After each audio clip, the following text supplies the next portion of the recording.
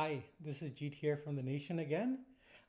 So I wanted to talk a little bit about Hunter Biden's pardon, which is causing a certain amount of angst in some anti-Trump circles because it's seen, I think, legitimately as undermining attempts to use the legal system against Trump.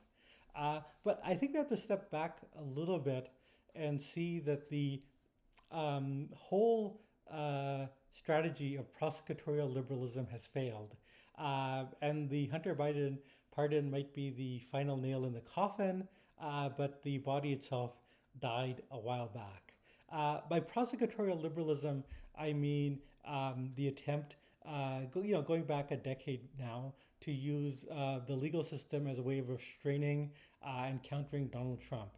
Most famously in the Mueller investigation, but then in later prosecutions as well. And this is a strategy that made a certain degree of sense. Donald Trump is actually a criminal. He's broken the law all his life and hasn't been held accountable.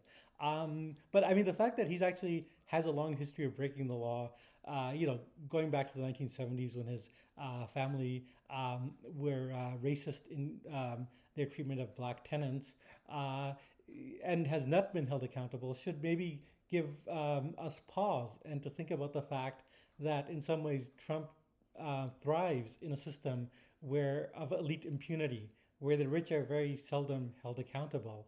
And the Hunter Biden pardon confirms that pattern. But beyond that, I mean, it's actually in some ways Trump as a politician, as an anti-system, anti-establishment politician, flourishes because of this elite impunity.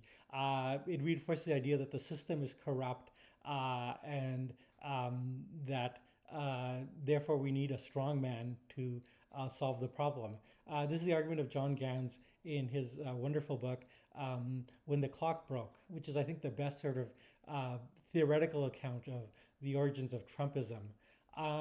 And we have to admit, if Trump is an anti-system politician, then prosecuting him using the rule of law is actually counterproductive.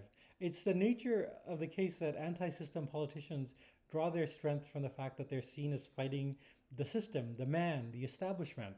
And when the law goes after them, they become more popular, not less. This is the case, I think, going back to the various travails of Huey Long in the 30s, or of John Michael Curley, a famous mayor of Boston in the 1940s who had all sorts of legal trouble, but was beloved by the sort of immigrant working class population. Marion Barry, again, the FBI went hard after him for, among other things, crack use. But among his base, this is reinforced the idea, which was a legitimate idea in his case, that the system was trying to destroy this man. Rob Ford in Toronto, very similar case. Police investigations, video of crack use, but still beloved. And beloved exactly because any sort of rule breaking he did supported his political identity. So I think that, in a lot of ways, the death of prosecutorial liberalism that we're witnessing is not to be mourned. It's a good thing. It clears the path for what we really need, which is a political opposition to Trump, making the political case against them, and realizing that relying on a discredited legal system, shoring up a broken system is not the path forward. So I'll have more commentary along this line, and there's also a link in the video of an article in The Nation I wrote along this line as well. Thanks.